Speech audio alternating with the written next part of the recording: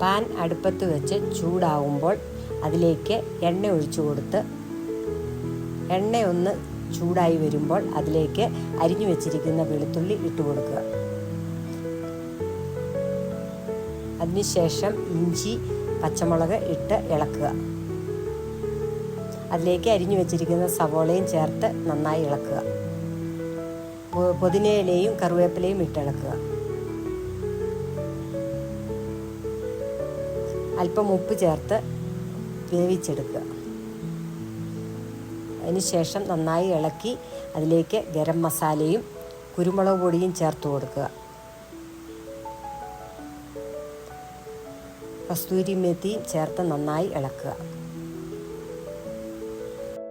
പൊടിച്ച ചിക്കൻ ചേർത്ത് ഇളക്കുക. ഇളക്കി 1 മിനിറ്റ് വേവാൻ വെക്കുക.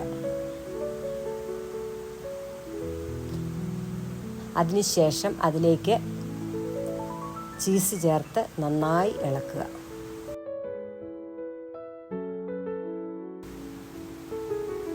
പുഴുങ്ങിപ്പൊടിച്ച ഉരുളക്കിഴങ്ങിലേക്ക് കോൺഫ്ലവറും മൈദയും ചേർത്ത് നന്നായി ഇളക്കി കുഴച്ചെടുക്കുക. ഒരു ഇലയിൽ അല്പം എണ്ണ തേച്ച് കുഴച്ചു വെച്ച മാവ് അതിൽ പരത്തി മസാലക്കൂട്ട് ഫില്ല് ചെയ്ത് ഉരുട്ടി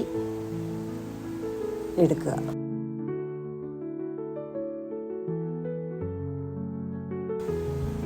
ഉരുട്ടിയെടുത്ത ഉരുളകൾ മുട്ടയുടെ വെള്ളയിലും ബ്രെഡ് പൊടിയിലും മുക്കി ചൂടായ എണ്ണയിൽ വറുത്തുകോരി എടുക്കുക.